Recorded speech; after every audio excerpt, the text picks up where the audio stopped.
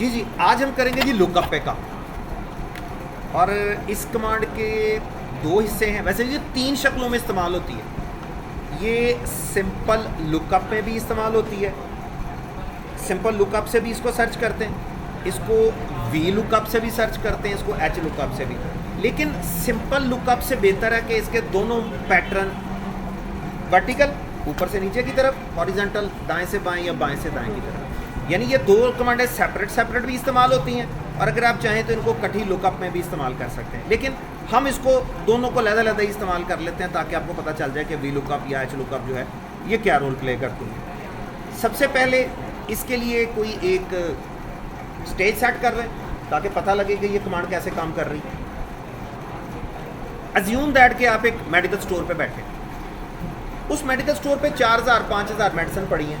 अब वो बंदा आपको कहता है कि यार मेडिसिन ढूंढने में बड़ा मसला आता है, क्योंकि एक एक मेडिसिन तीन शक्लों में। अगर तो मेडिसिन जो है वो किसी नौजवान ने खानी है तो वो टैबलेट या कैप्सूल फॉर्म में दे दी जाती है। कैप्सूल फॉर्म में इसलिए दी जाती है, समटाइम मेडिसिन इतनी ज़्यादा जहरीली होती है कि आपकी ज़ुबान पे छाले निकलने का डर होता है, तो वो फिर कैप्सूल में दे देते हैं। आप कैप्सूल निकलते हैं, कैप्सूल मैदे में जाके डिज़ोल्व होता है, और मैदा आपको जानते हैं खुद तेज़ाब का घर है, अल्कलाइन होती है मैदे के अंदर, तो मैदे को कोई फ़र्क नहीं पड़ता, इसलिए वो कैप्सूल फॉर्म में दे देते हैं या टैबलेट फॉर्म में दे देते हैं। बच्चा है, कैप्सूल या टैबलेट नहीं निकल सकता, उसको सिरप फॉर्म में दे देते हैं। बुज़ुर्ग आदमी है तो सिरप की एफिकेसी थोड़ी कम होती है क्योंकि पानी शानी डाला होता है। या कोई सीरियस मरीज़ है, गोली या कैप्सूल खाएगा, आधे घंटे बाद जाके असर शुरू होगा, तो वो उसको इंजेक्ट कर देते हैं कि जी शदीद तकलीफ़ है, तो वो वेन में इंजेक्ट करते हैं, चलो जी 1 सेकंड बाद। तो वो कहते हैं जी ये प्रोडक्ट टैबलेट फॉर्म में या कैप्सूल फॉर्म में, सिरप फॉर्म में, इंजेक्शन फॉर्म में दस्तयाब है। फिर पोटेंसी होती है कि बच्चा है या कोई कम मरज़ है तो वो 250 mg या 50 मिलीग्राम या 1 मिलीग्राम या 2 मिलीग्राम। ज़रा मर्ज़ की शिद्दत ज़्यादा है तो 250 की बजाय 500 mg, ज़्यादा शिद्दत है तो 1 ग्राम, वगैरह वगैरह वगैरह। तो ये वो कहते हैं कि जी इतनी ज़्यादा मेडिसिन हैं कि समझ नहीं आती क्या मतलब रखें क्या ना रखें, एक्सपायरी डेट क्या है, प्राइस क्या है। समटाइम ऐसा भी होता है कि आप एक मेडिसिन की पर्ची लेके जाते हैं डॉक्टर मेडिकल स्टोर को, कहता है सर ये नहीं है, हम इसको कोई और मुतबादल दे देते हैं। अब मुतबादल उसको पता होगा कि इस मेडिसिन के अंदर कौन सा जेनरिक या कौन सा साल्ट है, तभी वो आपको मुतबादल देगा। अक्सर होता है कि जी ये नहीं है, हम कोई और दे देते हैं। अब और का मतलब ये हरगिज़ नहीं कि आप उनसे सर दर्द की 2 गोली लेने जाएँ और वो आपको बुखार की गोली दे दें। फ़र्क है, ज़रा जो जेनरिक डॉक्टर ने लिखा वही लिखना है। तो इनको आप फाइंड आउट कैसे करेंगे और चेक कैसे करेंगे, इसके लिए चले थोड़ा सा एक स्टेज सेट करते हैं। सबसे पहले हम यहाँ पे लिखते हैं मेडिसिन का नाम, उसके बाद फ़र्ज़ करें लिखते हैं हम इसकी प्राइस, उसके बाद हम लिखते हैं इसके अंदर मौजूद जेनरिक या सॉल्ट, उसके बाद हम इसकी लिखते हैं पोटेंसी या पावर, उसके बाद हम इसकी लिखते हैं सर मैन्युफैक्चरिंग कंपनी, किस मैन्युफैक्चरिंग कंपनी ने बनाया, उसके बाद हम लिख लेते हैं इसकी फॉर्म कि ये किस शक्ल में अवेलेबल है, ये कैप्सूल है, ये सिरप है, ये टैबलेट है, ये किस फॉर्म में अवेलेबल है। ऊंचा है बच्चा, ऊंचा है, थोड़ा सा दाएं बाएं हो थोड़ा सा दाएं बाएं हो। तो ये जनाब 4-5-6 चीज़ें हैं और हमें ज़रूरत है कि इन 4-5-6 चीज़ों को हम कैसे मैनेज। छोटी लिखी हैं, आप इसमें एक्सपायरी डेट भी रख सकते हैं, आप इसमें कोई डिस्काउंट का मार्जिन भी रख सकते हैं। अब हम इसमें थोड़ी सी फिटिंग कर लेते हैं। मसलन मैंने यहाँ पे लिखा है जी पैनाडॉल, मैंने यहाँ पे लिखी है सर डिस्प्रीन, मैंने यहाँ पे लिखी है सर ऑगमेंटन, मैंने यहाँ पे लिखा है सर राइजिक, मैंने यहाँ पे लिखा है जी टेफ, मैंने यहाँ पे लिख ली है जी सर बोरन, यहाँ पे मैंने बच्चों का दूध लिख लिया नीडो 1+, यहाँ पे मैंने लिख लिया है जी लैक्टोजन, यहाँ पे मैंने लिख लिया है जी इंश्योर, ठीक है जी। यहाँ पे मैंने फ़र्ज़ करें लिख लिया है, चले बच्चों के पैम्पर्स लिख दिए, वगैरह वगैरह। तो ये मुख्तलिफ़ किस्म की मेडिसिन हैं। मैंने यहाँ पे इंसुलिन डाल दी है। ये मुख्तलिफ़ किस्म की प्रोडक्ट्स हैं मेरे पास जिनको मैं समझता हूँ कि मुझे ट्रीट करना।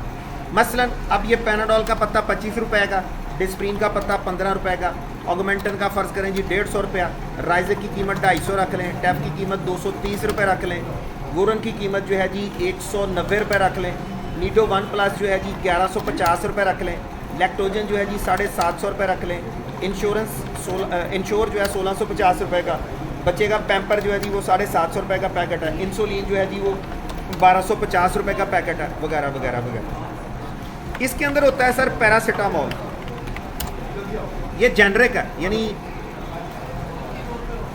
तो ये मैंने कुछ इसकी मेडिसिन के सॉल्ट लिख लिए कि किस किस मेडिसिन के अंदर, कोई भी है, मैं इसकी अगली मिसालें भी आपको दूंगा। अब पेनाडोल जो है जी ये फ़र्ज़ करें टैबलेट फॉर्म में है, डिस्प्रिन भी टैबलेट है, ऑगमेंटन फ़र्ज़ करें आप कहते हैं कि ये सिरप फॉर्म में अवेलेबल है, राइजिक जो है जी ये कैप्सूल फॉर्म में अवेलेबल है, और वोरन जो है जी ये इंजेक्टेबल फॉर्म है, आप उसको इंजेक्शन लिख देते हैं। नीडो जो है जी ये टिन फॉर्म में अवेलेबल है, और ये भी टिन है, ये भी टिन फॉर्म में है, और ये भी टिन फॉर्म में है। और ये मैंने जैसा कि आपको लिख दिया कि ये डाइपर्स फॉर्म में अवेलेबल है, और इंसुलिन जो है ये भी इंजेक्ट फॉर्म में अवेलेबल है।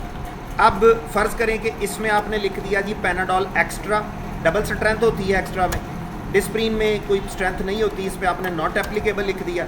ऑगमेंटन जो है जी फ़र्ज़ करें आपने लिख दिया जी ये 550 मिलीग्राम है, और राइजिक जो है जी ये फ़र्ज़ करें 20 मिलीग्राम आ गई, और ये जो है जी ये 40 मिलीग्राम आ गया, और ये राइजिक हो गई, ये टैफ हो गई, ये वोरन हो गया, फ़र्ज़ करें इसको आपने 500 मिलीग्राम कर दिया, और नीडो पे जो है ये चीज़ एप्लीकेबल नहीं होती क्योंकि ये दूध होता है, ये लें। और कंपनी है जी, फ़र्ज़ करें ये आप कहेंगे कि जी GSK Glaxo Smith Kline company है, ये उनकी प्रोडक्ट है, ये भी फ़र्ज़ करें GSK की कंपनी है। ऑगमेंटन आप फ़र्ज़ करें आप कर लें जी कि ये सनोफी एवेंटस है, उनकी कंपनी है सनोफी। और राइजिक जो है जी ये गेट्स फार्मा बनाती है, फ़र्ज़ करें ये आपने कर लिया जी इंडस फार्मा बना रहा है। और तो सर ये कुछ मेडिसिन मैंने यहाँ पे लिख दी हैं, और मैं एग्जांपल के लिए थोड़ी सी लिखी हैं, तो मैं ये चाहता हूँ कि इनको हम फाइंड आउट कर सकें। अब फाइंड आउट करने के लिए क्या करना पड़ेगा, ये जो हेडिंग है ना ये ज़रा आप साथ वाले महल्ले में भी लिख लें, क्योंकि यहाँ पे हम इसको जाके फाइंड करेंगे। तो ज़रा अब चूँकि मैंने जूम ज़्यादा किया हुआ तो मैं ज़रा थोड़ा सा कॉलम्स का साइज़ थोड़ा सा छोटा कर लेता हूँ, क्योंकि वो ज़रा डाटा वो भी पूरा आ जाए, ये लें, और ये भी पूरा आ जाए। अब इशू क्या है, इशू ये है कि मैंने सिर्फ यहाँ पे लिखना है सर राइजिक, और जैसे ही मैं राइजिक लिखूँ ये मुझे उसकी सारी केस हिस्ट्री निकाल के दे दे। फार्मूला लगेगा जी इसमें, चूँकि आप नीचे की तरफ तलाश कर रहे हैं इसलिए फार्मूला लगेगा वी लुकअप का वर्टिकली। एक देखो नहीं मैच करता, दूसरा देखो नहीं मैच करता, तीसरा देखो, चलते जाओ नीचे की तरफ। और 90% फार्मूला वी लुकअप इस्तेमाल होता है। वी लुकअप इसलिए इस्तेमाल होता है, एक्सेल में 98% डाटा वर्टिकली आता है। क्यों? कॉलम्स की तादाद कम है, रोज़ की तादाद ज़्यादा है। अगर आप कॉलम्स की तरफ लिखेंगे तो 16,000 कॉलम है, रोज़ में लिखेंगे 10,48,576 रोज़ है, इसलिए डाटा अमूमन, और नॉर्मल लाइफ में भी ऐसा ही होता है। किसी के पास कॉपी है तो दीजिएगा। ये ऐसा कभी नहीं होता कि कोई एक रजिस्टर, बस फॉर्मेलिटी के लिए, ऐसा कभी नहीं होता कि जनाब हमने ये पहला सफ़ा खोला और पहला सफ़ा खोल के जनाब हम इसमें जनाब एक लाइन लिखें, उसके बाद आगे आ जाएं, एक लाइन लिखें, फिर आगे आ जाएं, जब सफ़ा भर जाए तो हम दोबारा पिछली पहले सफ़े की दूसरी लाइन पे आ जाएं। ऐसा यूजुअली होता नहीं, हम एक पेज भरते हैं, फिर दूसरा, फिर तीसरा। ये एक नेचुरल फिनोमेना है। इसीलिए एक्सेल में भी हम डाटा को इसी सेंस में लिखते हैं कि पहले हम नीचे की तरफ लिखते हैं, फिर हम आगे जाते हैं। इसलिए 90% जो इस्तेमाल है वो आपके वी लुकअप का। अच्छा जी, कैसे लगेगा? यहाँ पे आएँ, किसके नीचे लगा रहे हैं, याद रखिएगा प्राइस के नीचे। फार्मूला क्या है? Equal sign V lookup, V lookup, vertical lookup. अब ये तीन चीज़ें आपसे पूछेगा, लुकअप वैल्यू, उसके बाद टेबल अरे, और उसके बाद पूछेगा रॉ इंडेक्स, और एक और फॉर्मेलिटी है, लेकिन वो फॉर्मेलिटी है वो मैं अभी बाद में बताता हूँ। तो सबसे पहले वी लुकअप में कह रहा है कि आपने लुकअप वैल्यू देनी। आपने ये मुझे ये बताना है कि आप तलाश क्या कर रहे हो। यार मैं ये राइजिक तलाश कर रहा हूँ, या जो भी यहाँ लिखा, जो भी यहाँ लिखा, कॉमा, कहता है टेबल अरे। आप मुझे बताएंगे ये तलाश कहाँ से कर रहे हैं? सर आपने ये वाली वैल्यूज़ देनी, जितनी भी हैं, 1000 हैं, 2000 हैं, 10,000 हैं, ये सारी वैल्यू देनी। और चूंकि ये फार्मूला नीचे कॉपी होगा, स्किप होगा, इसलिए आपको इसके साथ F4 करना कि भाई जितना मर्जी नीचे चले जाओ, सर्चिंग तुमने A2 से लेके F12 तक ही रखनी, क्योंकि अगर वैसे फार्मूला कॉपी पेस्ट करेंगे ये फिर स्किप करेगा। अच्छा जी, कॉमा कहता है जी ठीक है, मुझे पता चल गया कि आप राइजिक तलाश करना चाहते हैं, मुझे ये भी पता चल गया ये यहाँ कहीं लिखा हुआ है, मैं यहाँ से ढूंढ लूँगा कॉलम इंडेक्स नंबर, फ़र्ज़ करें मुझे मिल जाता है, हाँ कहता है मुझे मिल गया। आपको क्या चाहिए? मैंने ढूंढ लिया, आपको इसमें से क्या चाहिए? मैंने फार्मूला इसकी प्राइस के नीचे लगाया, इससे मुराद है मुझे इसकी प्राइस चाहिए। अब इसे नहीं पता ये ए है, बी है, सी है, डी है, इसे कतई नहीं पता। इसे सिर्फ ये पता है कि जो मैंने टेबल सेलेक्ट किया ना, इसमें वो कहाँ है। तो ये पहला कॉलम है, ये दूसरा कॉलम है, ये तीसरा, ये चौथा, ये पांचवा, ये छठा। पहला, दूसरा, तीसरा, चौथा, पांचवा और छठा। आपको चूंकि प्राइस चाहिए क्योंकि आप प्राइस के नीचे फार्मूला लगा रहे हैं, आप कहते हैं इसके राइजिक के जो दूसरे कॉलम में डाटा लिखा ना मुझे वो दे देना, कॉमा। तीसरे नंबर पे कह रहा है ट्रू या फॉल्स। ए के साथ कह रहा है अप्रॉक्सीमेट मैच, ए के साथ कह रहा है एग्जैक्ट मैच। आपको जाना है एग्जैक्ट मैच के साथ। ये करेगा कुछ नहीं, सिर्फ आपने एग्जैक्ट मैच पे टैब प्रेस कर देना या इंटर कर देना। इंटर प्रेस करेंगे फार्मूला कंप्लीट हो जाएगा, टैब प्रेस करेंगे फॉल्स लगाएगा और ब्रैकेट बंद। लेकिन मैंने बताया कि ये फॉल्स लगाने की ज़रूरत नहीं है, सिर्फ आपने एग्जैक्ट मैच पे जाके इंटर प्रेस कर देना। अब जब इंटर प्रेस करेंगे ये सिर्फ कॉमा लगा के ब्रैकेट बंद कर देगा। अब इससे क्या मुराद है? एग्जैक्ट मैच या अप्रॉक्सीमेट मैच से क्या मुराद है? सम टाइम होता है कि एक प्रोडक्ट के दो नाम है, पहला मैच कर गया वो उसको ही पकड़ लेगा अप्रॉक्सीमेट मैच पे। मसलन आपने यहाँ पे लिखा है, फ़र्ज़ करें आपने लिखने में इस तरह लिख दिया कि आपके पास एक प्रोडक्ट है जी राइजिक 20 और दूसरे नंबर पे है जी राइजिक 40। अब आपने उसे कहा राइजिक ढूंढनी है, यहाँ पे लिखेंगे राइजिक 20 ढूंढनी है। वो पता क्या करेगा? वो पहली राइजिक 20 को ही पकड़ लेगा। ठीक है, अच्छी बात है। लेकिन आप कहते हैं यहाँ पे राइजिक 40 ढूंढनी है, वो क्या करेगा? इस सूरत में भी राइजिक 20 पे ही जाके सब्र कर लेगा, क्योंकि राइजिक तो है ना, क्योंकि अप्रॉक्सीमेट मैच तकरीबन को मिलती जुलती बात हो। लेकिन हम ऐसा नहीं करेंगे, हम उसे कहेंगे कि मुझे एग्जैक्ट मैच चाहिए। फार्मूला दोबारा फिर देख लें, आप उसे कहेंगे equal sign V lookup, V lookup कि तुमने तलाश करना। कहता है जी index value, sorry lookup value, आपने बताना है क्या तलाश करना है, राइजिक कॉमा। कहाँ से तलाश करना है? ये मेरा टेबल है जहाँ से मैंने तलाश करना है, F4 कॉमा। कहता है जी क्या चाहिए? दूसरे कॉलम का data, comma exact match. Exact match असल में बिल्कुल लफज ब लफज मैच करता हो तो देना। अब आप एक और उलझन में फंस गए। आप कहते हैं कि मैंने तो लिखते वक्त स्पेलिंग आगे पीछे दिए, तो फिर आप अप्रॉक्सीमेट मैच की तरफ जाएंगे कि अगर कोई स्पेलिंग आगे पीछे हो गया तो चलो गुजारा कर लेना। लेकिन यहाँ चूंकि मामला हसास है, मेडिसिन है, तो फिर आप एग्जैक्ट मैच रखेंगे। तो आपने एग्जैक्ट मैच पे एंटर कर दिया। वो कहता है हाँ राइजिक जो है इसकी जो पैक है वो 250 रुपये में अवेलेबल है। इसका जेनरिक क्या? 2-3 दफ़ा फार्मूला लगाता हूँ ज़रा पक्का भी हो जाएगा। वी लुकअप, किसको तलाश कर रहे हो? राइजिक को, कॉमा। कहाँ से तलाश करना है? यहाँ से F4 कॉमा। अब की दफ़ा तीसरा कॉलम चाहिए और एग्जैक्ट मैच। ठीक है जी। वो कहता है हाँ मुझे याद है कि इसके अंदर ओमेप्राजोल सॉल्ट है। इसके अलावा फिर आप फॉर्म में चले गए, आपने वी लुकअप लिखा, किसको तलाश करना है? आपने उसे बताया कि मैंने राइजिक को तलाश करना है, कॉमा। कहाँ से तलाश करना है? यहाँ से तलाश करना है, F4। इस दफ़ा आप फॉर्म लगा रहे हैं 1, 2, 3 और 4। आप चौथा कॉलम तलाश करेंगे और आप एग्जैक्ट मैच कर देंगे। अब 5वें कॉलम का नंबर आ गया, वी लुकअप, इसको तलाश करोगे, कॉमा। यहाँ से तलाश करोगे F4 कॉमा। इस दफ़ा 1, 2, 3, 4 5वां कॉलम और एग्जैक्ट मैच। और लास्ट पे आ गया जनाब छठा कॉलम, वी लुकअप हो गया, ये राइजिक हो गया, कॉमा। कहाँ से तलाश करना चाहते हो?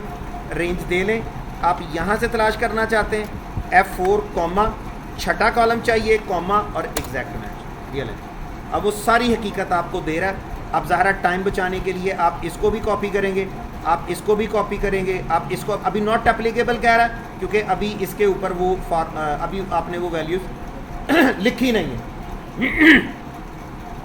इसको थोड़ा सा लेफ़्ट पे ले जाएं या ज़रा जूम आउट कर लें थोड़ा सा, और इसको भी आप कॉपी पेस्ट कर लें। अब आप लिखते जाएं। आप कहते हैं जी, वो कस्टमर आता है, वो कहता है जी मुझे नीडो 1+ भी दे दो, आपने ये भी लिख दिया। और इसी तरीके से आप, वो कहता है जी 1 डब्बा इंश्योर का दे दो, आपने ये भी दे दिया। वो कहता है जी 10 के पत्ते जो हैं वो डिस्प्रीन के भी डाल दें। डिस्प्रीन स्पेलिंग गलत हो गई। अच्छा, ये इस पर भी मैं थोड़ा सा एक फोकस करूँगा। आपने डाटा में एक कमांड पढ़ी थी वैलिडेशन। मैं आज वैलिडेशन भी दोबारा रिपीट करवाता हूँ क्योंकि उसमें भी मैं एक नया लॉजिक आपको दूंगा। आपने डिस्प्रीन लिख ली, इसी तरीके से वो कहता है जी कुछ पत्ते जो हैं जी वो इसमें पैनाडोल के भी डाल दें। ये सर्च हो रही है। अच्छा, इसके साथ अब आप बिल भी बना सकते हैं। बिल बनाने के लिए आपको क्या करना पड़ेगा, आप यहाँ पे सिर्फ लिखेंगे क्वांटिटी, और क्वांटिटी लिखने के बाद आप इसका टोटल निकाल लेंगे। क्या हो गया यार, ठीक है। अब प्राइस तो निकली हुई है, ठीक है जी। टोटल में क्या करेंगे, आप प्राइस को मल्टीप्लाई कर देंगे क्वांटिटी के साथ, और इस फार्मूले को भी आप कॉपी कर लेंगे।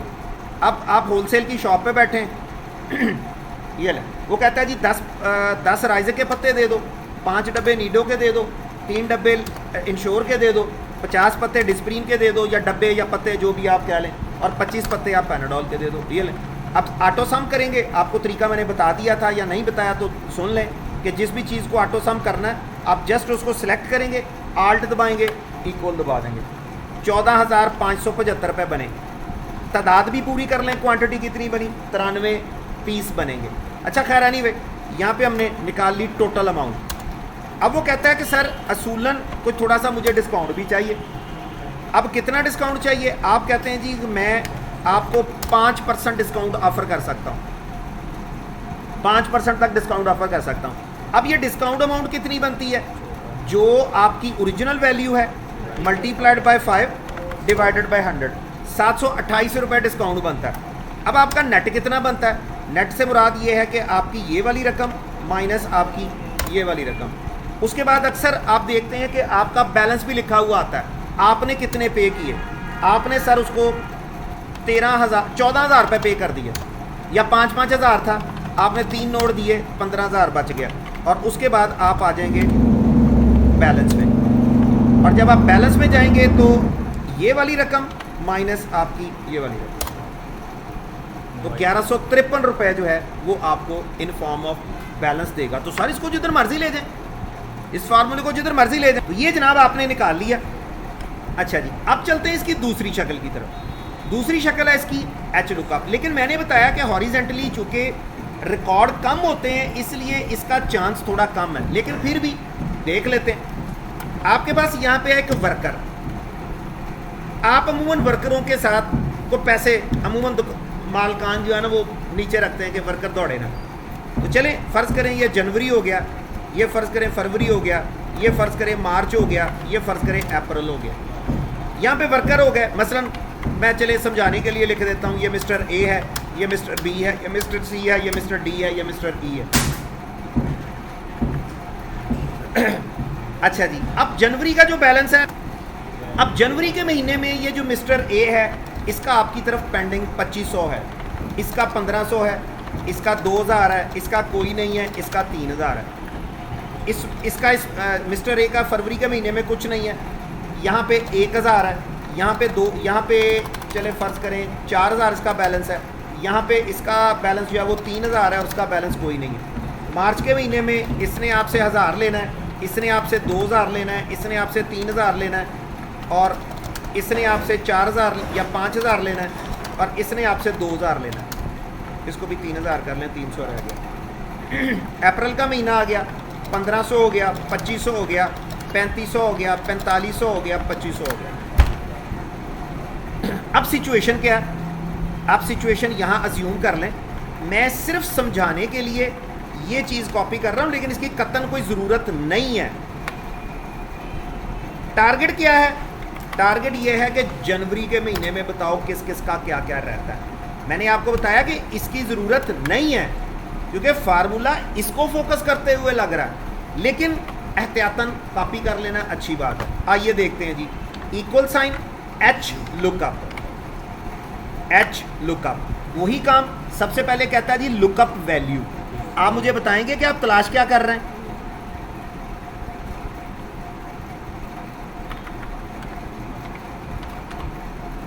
एच लुकअप, लुकअप वैल्यू कहता तलाश क्या कर रहे हो, जनवरी का महीना, कॉमा कहां से तलाश करूंगा, टेबल अरे कौन सा है। अच्छा, पूरे एक्सेल में 3 दफा एक्सेल 7 हेडिंग कॉपी करता है, वरना नहीं। एक एडवांस फिल्टर में कॉपी करता है अगर डाटा कर चुके हैं, एक एडवांस फिल्टर में कॉपी करता है, एक कंसोलिडेशन में कॉपी करता है, और एक यहां आगे कॉपी करता है। या शायद एक आध मरतबा कोई और हो, वरना हमेशा हेडिंग छोड़ के बात होती है। अब यहाँ हेडिंग कॉपी करने का क्या लॉजिक है? सर आपने कहा जनवरी, तो जनवरी बीच में सेलेक्ट होगी तो उसे पता चलेगा मैंने कहाँ से तलाश करना। अगर आप ये सिलेक्शन यहाँ से यहाँ ले लेंगे तो सर इस पूरे एरिया में कहीं भी जनवरी नहीं लिखा हुआ। तो ये 3 से 4 मरतबा ऐसा होता है। अच्छा जी, आपने जस्ट इसको सिलेक्ट कर लिया, सिलेक्ट करने के बाद F4 कर दिया क्योंकि आपने नीचे की तरफ ट्रैवल करना, कॉमा, फिर वो कहता है रॉ इंडेक्स नंबर। वहाँ कहता था कॉलम इंडेक्स नंबर, यहाँ कहता है रॉ इंडेक्स नंबर। कहता है जनवरी तो मुझे मिल गया। अब आप किसके लिए जवाब निकाल रहे हैं? मिस्टर ए के लिए। तो मिस्टर ए, ये पहली रॉ थी, ये दूसरी रॉ। ये मत समझिएगा कि मैं यहाँ से पढ़ रहा हूँ, हो सकता है ये डाटा थोड़ा सा नीचे होता, तब भी इसने यही कहना था। क्यों? उसे ना तो ये पता है कि ये कॉलम है, ना ये पता है कि ये रोज है। अच्छा, ये पहली रो थी, ये दूसरी रो। आप कहते हैं कि अगर तुम्हें जनवरी मिल जाए तो जो उसकी दूसरी रो में डाटा लिखा है, क्यों? आप ए के लिए ढूंढना चाहते हैं। हो सकता है मैं यहाँ ए के लिए यार ना ढूंढना चाहता, ऐसा कर लें, मैं यहाँ किसी एक का भी नाम रख लेता, मैं मिस्टर डी का नाम रख लेता। अब ये फार्मूला आप कैसे लगाएंगे? Equal sign H lookup. कहता किसको ढूंढ रहे हो? जनवरी को, कॉमा, कहां से ढूंढोगे? इस एरिया से। F4 कॉमा, क्या चाहिए? डी का चाहिए। 1 2 3 4 और 5, 5वें नंबर पे रो तुम्हें मिलेगी। अप्रॉक्सीमेट मैच या एग्जैक्ट मैच? एग्जैक्ट मैच, मिलता जुलता नहीं चाहिए। ये ले, वो कहता है जी डी का जनवरी के महीने का कोई बैलेंस आपकी तरफ नहीं है। अच्छा, फरवरी के महीने का? वो कहता है हाँ, डी का फरवरी के महीने का 3000 आपकी तरफ रहता है। अच्छा, इस तरह करो, इसका मार्च के महीने का बता दो। वो कहता है हाँ, मिस्टर एक ही बंदा फोकस किया हुआ। वो कहता है इसका मार्च के महीने का 5000 आपकी तरफ रहता है।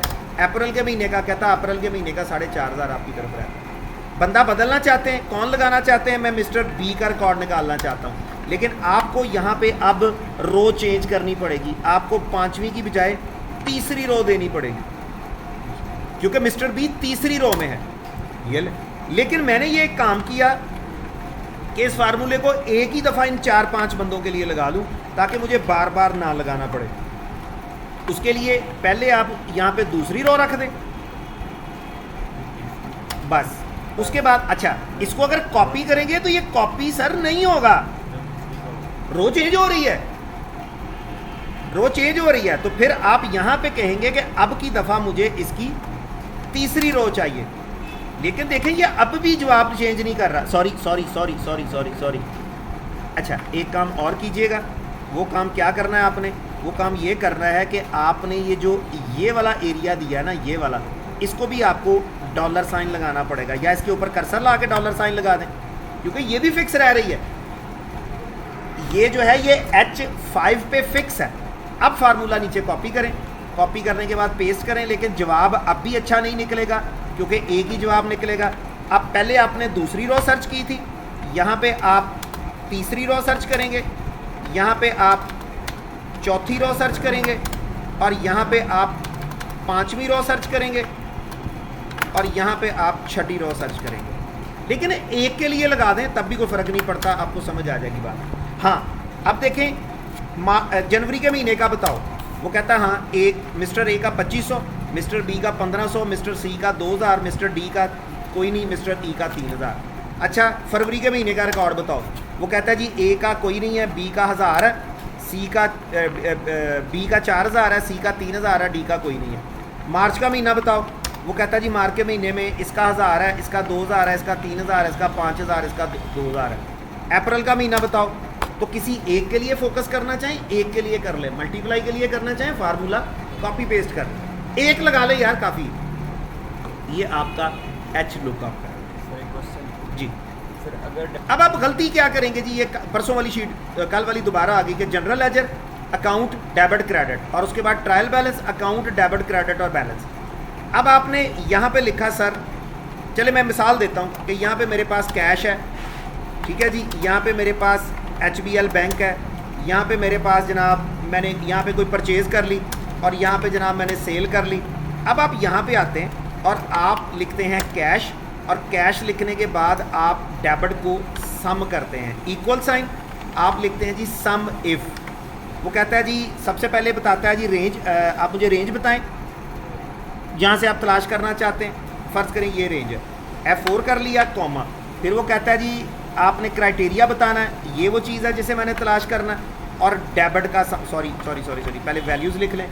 यहाँ पे लिख लें जी 15,000, मैं सिर्फ एग्जांपल के लिए बता रहा हूँ। यहाँ पे लिख लिया 12,000, यहाँ पे लिख लिया 6,000 और यहाँ पे लिख लिया 8,000। एक एग्जांपल के लिए बता रहा हूँ जी, ये छोड़ें, डेबिट क्रेडिट छोड़ें। अब ये फाइंड क्यों नहीं होगा, ये मैं वजह बता रहा हूँ आपको। इक्वल साइन सम इफ, वो कहता है जी आपने मुझे रेंज बतानी है, यहाँ से तलाश करना है F4 कॉमा, क्राइटेरिया कौन सा है, कैश कॉमा, जमा क्या करना है, इसको जमा करना है और F4 और ब्रैकेट बंद, 0। मैं कैश 3 दफ़ा लिख देता हूँ, लेकिन वो अच्छा 0 क्यों आ रहा है यार। अब ये गलती है जो अनजाने में होती है। अब वो अनजाने में गलती क्या हो रही है कि आप कहते हैं यार मैं दोबारा ना लिख के देखूं, एक दफ़ा फिर ना लिख के देखूं। सर मैं लिख रहा, मेरा तो सामने नहीं होता। अब ये गलती एक अनजाने में हुई है आपसे। वो गलती क्या हुई है, सर आप यहाँ पे स्पेस दे गए, नामालूम तरीके से दे गए, गैर महसूस तरीके से दे गए, इसमें और इसमें फ़र्क आ गया। मैंने सम करना है, या चले ये छोड़ दें, ये जनरल लेजर और ट्रायल बैलेंस छोड़ दें। ये क्या है जी, ये पार्टी का नाम है और ये उसको दिया गया उधार है। ऐसा कर लें यार, ऐसा कर लें, यहाँ पे लिखें बंदे का नाम, बंदे का नाम है जी अली, बंदे का नाम है जी उमर, बंदे का नाम है जी जाहद। अब ये 3 बंदे बार बार आपके पास आ रहे हैं, बार बार आपके पास आ रहे हैं। अब गैर महसूस तरीके से यहाँ स्पेस लिख दी गई, इसको भी कॉपी किया, इसको भी कॉपी किया और इसको भी कॉपी कर लिया। अब आपने यहाँ पे 2,000, 4,000, 6,000, 8,000, 7,000, 6,000, 5,000, 7,000। अब गलती क्या हुई, आपने अब सम करना है जी, यहाँ पे फार्मूला लगाएंगे अली को। अब अली को कैसे सम करेंगे, इक्वल साइन सम इफ, वो कहता है रेंज बताओ जिसको जमा करना है, ये रेंज है F4 कॉमा, तलाश क्या करना है अली कॉमा, अगर मिल जाए तो क्या करना है, जमा करना है और F4 और ब्रैकेट में। अब अली को लिखेंगे 0 देगा, उमर लिखेंगे जमा करेगा, जाहद लिखेंगे जमा करेगा, अली जमा नहीं करेगा। यही तो मैं बता रहा हूँ ना कि ये गैर महसूस तरीके से बाज़ का आप ये गलती कर जाते हैं। और ये भी पॉसिबल है, आप यहाँ स्पेस ना दें, यहाँ स्पेस ना दें, यहाँ स्पेस ना दें, बल्कि आप किसी वजह से यहाँ पे स्पेस दे जाए, गैर महसूस तरीके से। इसका हल क्या है, अब वो उसी कल वाली शीट को लाएं जो मैंने आपको कल शीट दी थी। ये जनाब आपने उसी कल वाली शीट में कुछ अकाउंट क्रिएट किए, मास्टर्स बना लिए। चलें, इसमें एक आ जाता है HBL बैंक, ये सर आपके मास्टर अकाउंट बन गए। अब एक और प्रॉब्लम क्या है, आपके पास आया कैपिटल, ठीक है जी, बल्कि सबसे पहले आपके पास आया कैश कितना आया, 5 लाख रुपया। कहाँ से आया, कैपिटल से आया, कैपिटल साथ ही आपने क्रेडिट कर दिया। अच्छा जी, अब क्या करने जा रहा हूँ, अब मैं जा रहा हूँ MCB बैंक डालने। मेरा MCB बैंक 2 लाख रुपए से डेबिट हो गया और ये 2 लाख रुपए मेरे कैश से क्रेडिट हो गया। लेकिन sir for your kind information MCB का तो मेरे पास अकाउंट ही नहीं है। तुमने एंट्री कैसे कर ली, आप एंट्री करेंगे रिस्ट्रिक्ट। जनरल लेजर में वो एंट्री कतई नहीं हो सकती जिसका अकाउंट एग्जिस्ट नहीं होता। आप उस बंदे को कतई उधार नहीं दे सकते जिसका आपके पास रिकॉर्ड नहीं है। आप देंगे, आप मालक आगे पूछेगा ये किसको दिया, पता नहीं जी कौन सी ले गया, भाई को तो कुटेगा पड़ गया। उधार उसी को देंगे ना जिसका रिकॉर्ड मौजूद है। अकाउंट का ये रूल है कि जो अकाउंट मास्टर में मौजूद है उसको आप अलाउ कर सकते हैं, दूसरे को अलाउ नहीं कर सकते। आपकी चेहरे की परेशानियों के आसार बता रहे हैं, बात थोड़ी सी मुश्किल लग रही है, चले मैं यहाँ पे आसान कर देता हूँ। मेरे पास एक और फकी भी है। मेरे पास एक बंदा ये है, एक बंदा ये है, एक बंदा जो है वो ये है, एक बंदा जो है वो ये है, एक बंदा जो है वो ये है, एक बंदा जो है वो ये है, एक बंदा जो है वो ये है। आप अपने अकाउंटेंट को क्या कह के जाते हैं कि भाजी जब कोई माल लेने आए ना, इनको उधार देना है, ये स्टॉक है, इनको उधार देना है जो यहाँ पे लिस्ट में मौजूद है। अब आपके आने पे वो क्या करता है और मुझे माल दे देता है। कितने का? 2 लाख रुपए का। एक ही किया, कहता मैनू याद भुल गया, कहता मैनू याद भुल गया। और मैं तो तेनों कह के गया सी, यानी मैंने उसे कहा था कि ये जो 8 बंदे 7 बंदे हैं ना, इनको उधार दिया जा सकता है। ये 7 है, ये 700 भी हो सकते हैं, याद रखिएगा, 700 भी हो सकते हैं। इनको उधार देना, इनके अलावा किसी को नहीं देना। वापस आए, उन्हें मैं कहानी सुनाई, उन्हें मैनू उधार दे दिता। वो कहता जी मैं वो सर मैनू उन्हें कहा मैं अल्लाह की कसम तुहाडे मालक को लैके जाना सर, मैं लिस्ट चैक ही नहीं की, मैं उन्होंने दे दिता। सर नहीं, आपको सिस्टम ही अलाउ ना करे, सिस्टम इस बंदे को देना ही अलाउ ना करे। क्या करेंगे? यहां पे देना चाहते हैं ना कंडीशन, आप सिलेक्ट करें, डाटा में जाएं, डाटा वैलिडेशन में जाएं, डाटा वैलिडेशन। अब ये वैलिडेशन आप पढ़ चुके हैं, बड़ी मज़ेदार कमांड है। आप किसी जगह जॉब के लिए दरख्वास्त देने जाते हैं, उन्होंने एज लिमिट लगाई हुई है 20 से लेकर 25 के दरमियान। जैसे ही आप अपनी एज लिख के एंटर करते हैं, सिस्टम मानने से इनकार कर देता है, कहता है आप एलिजिबल ही नहीं, या आपकी एज 20 से कम है या 25 से ज़्यादा, मैंने आपकी मतलब लेना ही नहीं, आपकी एप्लीकेशन ही नहीं लेनी, लिमिट लगी हुई है। तो ये वैलिडेशन ही लगाने जा रहे हैं। ठीक है जी, दोबारा फिर सुन लें, यहाँ पे वैलिडेशन लगानी है। आप डाटा में जाएंगे, वैलिडेशन में जाएंगे, और पहली कमांड डाटा वैलिडेशन। लेकिन अब आप क्या करेंगे? अब आप वैल्यू तो पढ़ चुके हैं, लिस्ट। भाईजान ये जो एरिया मैंने ग्रे कलर का दिया है ना, इसमें से वो वैल्यू दी जा सकती है जो उस लिस्ट में मौजूद है। कहता है अच्छा, वो गड़ी लिस्ट है, सोर्स बताएं। ये लिस्ट है भाईजान, ओके कर दें। अब क्या होगा? एक बंदा आया जी उमर नाम का, उसको उसने माल दे दिया। एक बंदा आया जी कमाल नाम का, उसने उसको माल दे दिया। अब मैं गया हूँ, मैं जिन्नी मर्जी कहानी सुनाई जाऊँ, कहेगा किधरों भाजी, वो भाई तेरा ना ही नहीं है उस लिस्ट के विच, तेनों मैं कितना माल दे दिया। हाँ, आप समझते हैं कि लिस्ट बहुत लंबी है, स्पेलिंग की मिस्टेक हो सकती है। मसलन दानिश लिखा, मैंने दानिश गलत लिख दिया, अब मैं लिख रहा हूँ DANISH, वो कहता है भाजी नहीं, वो कसमा खाई जाता, रसीदा दिखाई जाता, भाजी मैं तो माल ले जाना, देखो स्पेलिंग की गलती है। अब स्पेलिंग की गलती कैसे दुरुस्त हो सकती है? यहाँ क्लिक करें और यहाँ से फाइंड आउट करें, ये मान लेगा, ये मान लेगा, ये लुकअप कमांड है। अब वापस आ जाएं। सर जो अकाउंट असल में एग्जिस्ट नहीं करता, उसकी एंट्री भी दर्ज नहीं होगी। जब तक वो एग्जिस्ट नहीं करता, जब तक वो मास्टर अकाउंट नहीं बनता, तब तक ये एंट्री दर्ज नहीं होगी। इसके लिए क्या करेंगे? इसके लिए आप यहाँ एंट्री लिखने से पहले वैलिडेशन लगा लेंगे, डाटा और डाटा वैलिडेशन, एनी वैल्यू नहीं, लिस्ट। वो लिस्ट कौन सी है? सोर्स बताओ, वो लिस्ट ये वाली है। सर एक खाना मैंने जानबूझ के खाली छोड़ दिया क्योंकि मैं उसमें MCB लिखूंगा, ओके कर दें। अब अगर आप HBL में पेमेंट जमा करवा रहे हैं, ये तो काबिल कबूल है, ठीक है जी। आप MCB में पैसे जमा करवा रहे हैं, ये काबिल कबूल नहीं है क्योंकि MCB एग्जिस्ट नहीं करता। अब क्या करेंगे? अब आप पहले आएंगे यहाँ पे, पहले आप MCB क्रिएट करेंगे। अब आप MCB लिखेंगे तो ये मानेगा, वरना नहीं मानेगा। आखिरी बात, नॉलेज में आपके इजाफा करता चलूँ, मैनुअल अकाउंटिंग के 2 मेथड, कंप्यूटराइज्ड अकाउंटिंग के 3 मेथड। मैनुअल अकाउंटिंग का पहला मेथड ये है कि आप एक खाली कागज़ लें, खाली सफ़ा लें, उसके ऊपर खाली कापी के ऊपर फुटा रख के लाइनें लगाएं, लाइनें लगा के हिसाब शुरू कर दें। ये सबसे पहला तरीका। लिखत पढ़त होगी तो हिसाब होगा, वरना हिसाब नहीं है, ज़बानी बंदे को भूल जाता है। तो खाली कापी बाजार से लें, फुटा रख के लाइनें लगाएं और लाइनें लगा के उस पर लिखना शुरू करते हैं। तरीका नंबर 1 बिजनेस नोट करने का। तरीका नंबर 2, अमीपुर बाजार चले जाएं, उन्हें कहें जी मुझे अकाउंट की कापियां दे दें। इस तरह की 3-4 कापियां उन्होंने छपवा के रखी हुई। सबसे पहले वो आपको रोज नामचा देंगे। ये रोज नामचा क्या है? ये आपका कैश का लेजर है, क्योंकि मैंने कल की तारीख में आपको बताया था कि लेजर का मतलब ये है कि उसके ऊपर कोई पर्टिकुलर एंट्री डाली जाए। अब ये कैश का लेजर है। कैश के लेजर से मुराद ये है तफसील आमदन, तफसील खर्च, क्या आ गया क्या चला गया। ये सिर्फ इन फॉर्म ऑफ कैश है कि इतना कैश आ गया, इतना चला, इतना। एक कापी वो आपको ये देंगे। दूसरी कापी वो आपको ये देंगे जिसमें स्टॉक लिखने की ऑप्शन मौजूद होगी और वो अमूमन खाने बने होते हैं।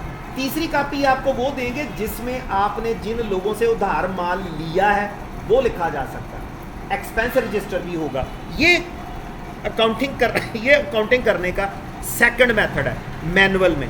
फ़र्क सिर्फ इतना है कि थोड़ा टाइम आपका बच जाता है, खाने नहीं लगाने पड़ते, एंड पे टोटल आराम से हो जाते हैं। अब आ गए आप कंप्यूटर में। आप कंप्यूटर में अकाउंटिंग कैसे करेंगे?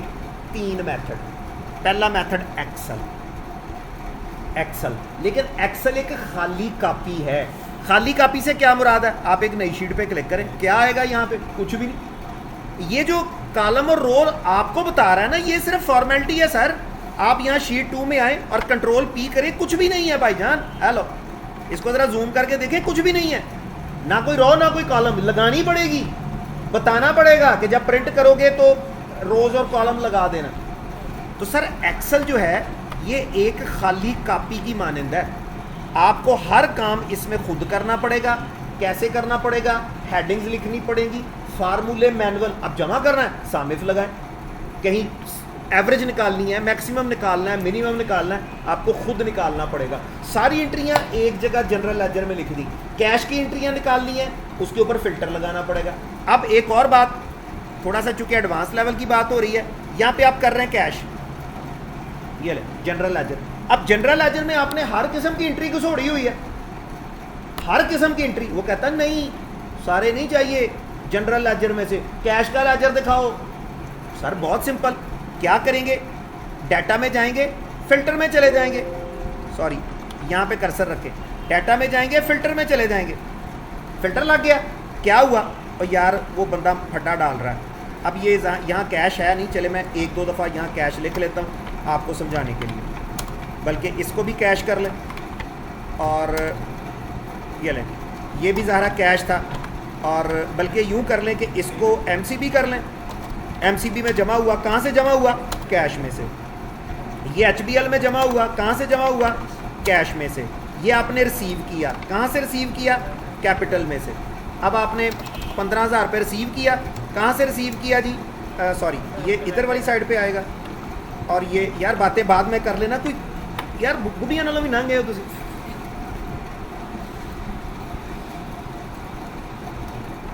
माल अली गल, फिल्टर लगा लिया जी। फिल्टर लगाने के बाद आप यहाँ क्लिक करेंगे, उसे कहेंगे भाईजान सिर्फ कैश चाहिए, बाकी कुछ नहीं चाहिए। इसको क्लियर ऑल करके कैश, ये बाकी सारी चीज़ें ख़त्म कर देगा, सिर्फ कैश की बात आ गई। कैश का लेजर आ गया जनरल लेजर में से, और क्लियर कर देंगे, ये बात ख़त्म होगी। वो कहता है जी बैंक का लेजर चाहिए। किस बैंक का लेजर चाहिए? ये सिलेक्ट ऑल ख़त्म करें, मुझे सिर्फ HBL के साथ जो लेन देन हुआ है उसका बता दो, कितने पैसे जमा करवाए, कितने पैसे विड्रॉ करवाए, लेजर बता देंगे। ऐसा भी हो सकता है। तो दूसरा मेथड, पहला मेथड हो गया कि आपका एक्सेल, लेकिन एक्सेल सर ब्लैंक है, खाली है, इसे कख नहीं पता। फार्मूले भी खुद लगाने पड़ेंगे, फिल्टर भी खुद करना पड़ेगा। ये अकाउंटिंग की थोड़ी सी मुश्किल शक्ल है, लेकिन फ़ायदा ये हुआ आप मैनुअल से कंप्यूटर पे चले गए। अगर वो कहता है सिर्फ कैश दिखा दो, फिल्टर लगाएंगे, कैश के रिकॉर्ड फिल्टर हो जाएंगे, कंट्रोल P करेंगे, प्रिंट दे देंगे, सिर्फ कैश निकल आएगा। वैसे कापी में से निकालना मुश्किल है। अच्छा, लेकिन एक्सेल एक ज़ाहिर मैनुअल मेथड है, खुद फार्मूले लगाने पड़ेंगे, खुद फिल्टर करना पड़ेगा। अगला तरीका ये है कि आप अकाउंट के किसी एक्सपर्ट से रब्ता करेंगे। वो एक्सपर्ट कौन है? सबसे दुनिया में बड़ा प्रोग्राम जो है इस काम के लिए ओरेकल है। ओरेकल, आपके नॉलेज में इजाफा करता चलूँ, आपसे कोई पूछ लेगा। ओरेकल के बाद भी प्रोग्राम है, विजुअल बेसिक है, C# है, और इस तरह के BCO प्रोग्राम है, लेकिन सबसे पहला मुकाम ओरेकल के पास है। 90% क्लाइंट ओरेकल यूज़ करते हैं। लेट्स सपोज मैं एक ओरेकल एक्सपर्ट हूँ। ओरेकल एक लैंग्वेज है। लैंग्वेज का रोल क्या होता है? आप जो कंप्यूटर को कहें, कंप्यूटर आपकी बात मान ले, आप जैसा कहें कंप्यूटर वैसा कर ले। तो मैं एक लैंग्वेज एक्सपर्ट हूँ, मुझे ओरेकल आती है। मैं आपको क्या कहता हूँ, यार मेरे ना दफ्तर में 6-7 कापियाँ पड़ी हैं, मुझे वो एंट्रियाँ कापियों में दर्ज करनी पड़ती हैं। किसी से पैसे लिए, किसी को पैसे दिए, किसी से उधार माल लिया, किसी को उधार माल दिया, बैंक में भेजे, बैंक से मंगवाए, ख़रीदा, बेचा, खर्चे किए, वगैरह वगैरह, एक्सपेंस निकाला। यार कापियाँ तो लिख मेरा दिमाग ख़राब हो गया। कोई एक एंट्री भूल जाती है, वो ख़त्म, लॉस में चली जाती है। यार एक काम करो, ये 3, 4, 5 कापियाँ मेरी कंप्यूटर पे चढ़ा दो। फैक्ट्री के गेट पे मैं एक कंप्यूटर रख दूंगा, वहाँ एक अकाउंटेंट बैठा होगा, जो भी फैक्ट्री में इन होगा वो भी नोट होगा, जो फैक्ट्री से आउट होगा वो भी नोट होगा। सर आप मिलों में चले जाएं, मिल से आप एक सुई भी बगैर परमिशन के नहीं निकाल सकते। कैसे निकलती है? गेट पास बनता है। आप मिल के गोदाम से चीज़ उठाते हैं, गोदाम वाला आपको 3 गेट पास की कापियाँ देता है। 3 गेट, एक कापी वो अपने पास रखेगा, दूसरी कापी आप बाहर निकलते वक्त सिक्योरिटी के अमले को देंगे और तीसरी कापी आपको मिलेगी। सर गेट पास के बगैर आप फैक्ट्री के अंदर से वेस्ट भी बाहर नहीं निकाल सकते, कचरा भी बाहर नहीं निकाल सकते, खाली शॉपर भी बाहर नहीं निकाल सकते, क्योंकि मालिक पूछेंगे कितने गया, ये गेट पास बनते। तो आप क्या करेगा, वो आपने उस बंदे को हायर किया या मुझे हायर किया कि सर मेरे ये तकरीबन 3, 4, 5 कापियाँ लगी हुई हैं, तो काइंडली एक फेवर आप मुझे दे दें कि वो कापियाँ जो हैं वो मैं ख़त्म कर दूँ, मैं कंप्यूटर पे चढ़ा दूँ। मैं क्या करूँगा, मुझे ओरेकल आती है, मैं आपसे तरतीब पूछ लूँगा। अकाउंट की बेसिक वही होती है। अब ये 2 बंदे गवाही दे सकते हैं कि अकाउंट की बेस एक ही है, 19-20 का फ़र्क इस्तेमाल में हो सकता है। मैं कहता हूँ नहीं यार असी इतना नहीं लिखते, असी इतना लिख दें, ठीक है। अकाउंट की बेस एक ही है, इसलिए तो एक ही डिग्री पढ़ाई जाती है आपको। तो आप उस बंदे को हायर करेंगे, वो प्रोग्रामर है, वो आपकी सारी रिक्वायरमेंट को प्रोग्रामिंग की मदद से कंप्यूटर पे चढ़ा देगा। इस काम के लिए जो सॉफ्टवेयर इस्तेमाल होगा, मैंने बताया कि उस सॉफ्टवेयर का नाम है ओरेकल। लेकिन ये काम थोड़ा एक्सपेंसिव है, माइट भी वो आपसे 1 लाख रुपए मांगे इस काम का, और मांगते हैं क्योंकि उसकी मेहनत है, वो आपसे 1 लाख मांगे। तो पहला हो गया सोल्यूशन एक्सेल, लेकिन एक्सेल सर खाली सफ़ा, सादा सफ़ा, एक्सेल तो कुछ भी नहीं बताता आपको, कोई फार्मूला नहीं बताता। ओरेकल वाला ये काम करेगा। और तीसरे नंबर पे आते हैं कुछ रेडीमेड सॉफ्टवेयर। वो रेडीमेड सॉफ्टवेयर कौन से हैं? उनमें एक सॉफ्टवेयर का नाम है टैली, एक सॉफ्टवेयर का नाम है पीच ट्री, और एक सॉफ्टवेयर का नाम है क्विक बुक। अब ये जो टैली है ये बेसिकली एक इंडियन सॉफ्टवेयर है। गल्फ में मेरे बहुत सारे स्टूडेंट गल्फ में गए, दुबई, यूएई, सऊदीया, कतर, मैंने सबको रिकमेंड किया कि टैली करके जाओ। अगर वहाँ पे कोई अगर आपका ये फील्ड है, ये नहीं कि आप डॉक्टर हैं मैं आपको टैली करवा दूँ, आप मोटर मैकेनिक है मैं आपको टैली करवा दूँ, एवं फजूल ही। अगर आप अकाउंटिंग करना चाहते हैं, अगर आप कंप्यूटर जानते हैं, अगर आप समझते हैं मुझे कहीं अकाउंट की जॉब मिल जाए, मैंने सैकड़ों लोगों को टैली करवा के बाहर भेजा और अल्हम्दुलिल्लाह बहुत अच्छी अच्छी सैलरियों पे लगे हुए हैं। तो क्यों टैली की वजह क्या है? गल्फ में पूरे में 70% मैनेजर लेवल के बंदे इंडियन हैं, क्योंकि वो पढ़े लिखे ज़्यादा हैं हमसे। उनका जो पीएन लगा हुआ ना, वो हमारे एमए इंग्लिश से ज़्यादा अच्छी इंग्लिश बोलता है, उनका लिटरेसी रेट इतना अच्छा है, वो बहुत पढ़े लिखे हैं। तो ज़्यादातर 80% जो सीट है ना मैनेजर लेवल की, वो उनके पास है, और वो अपने कंट्री को इतना प्रमोट करते हैं कि टैली छाया हुआ है गल्फ में। जो आपका पीच ट्री है ये बेसिकली आपका यूएसए बेस्ड सॉफ्टवेयर है, और ये जो आपका क्विक बुक है ये बेसिकली कैनेडियन बेस्ड सॉफ्टवेयर है। अब ये रेडीमेड सॉफ्टवेयर है, बट ये फ्री नहीं है, आपको इनको परचेज करना पड़ेगा। लेकिन फ़ायदा ये है कि ये 5,000, 10,000, 15,000 रुपये में आपको मिल जाते हैं, बजाय इसके कि आप ओरेकल वाले को 1 लाख या 80,000 रुपया दें और फिर वो आपको कहेगा जी 2 महीने में सॉफ्टवेयर बना के दूंगा। आप ऑनलाइन जाएं, टैली को, पीच ट्री को, क्विक बुक को परचेज कर लें, कोई $10, $20, $30 में ये आपको मिल जाएगा। $30 का मिला इसका मुराद 6,000 रुपये में मिल जाएगा, $50 का मिला 10,000 में मिल जाएगा। आप इसको परचेज कर लें।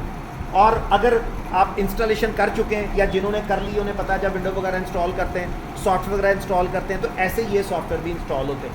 आपने सेटअप चलानी है, और आप 2 लोगों को मैं स्पेशली कि बड़े मज़ेदार तरीके से वो आपसे ये भी पूछता है कि आपका फिजिकल ईयर कहाँ से शुरू होता है, कहाँ ख़त्म होता है।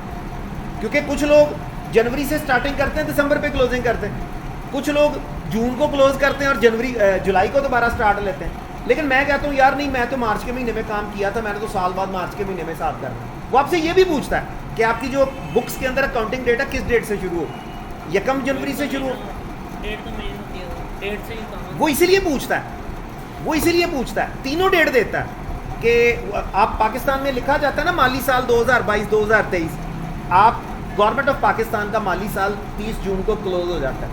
बैंक्स 30 जून को अपनी क्लोजिंग कर लेते हैं, 1 जुलाई को अगला साल शुरू करते हैं। तो वो सॉफ्टवेयर आपसे पूछता है, फिर आपसे ये भी पूछता है सिंगल एंट्री सिस्टम चलाना कि डबल एंट्री सिस्टम चलाना जी।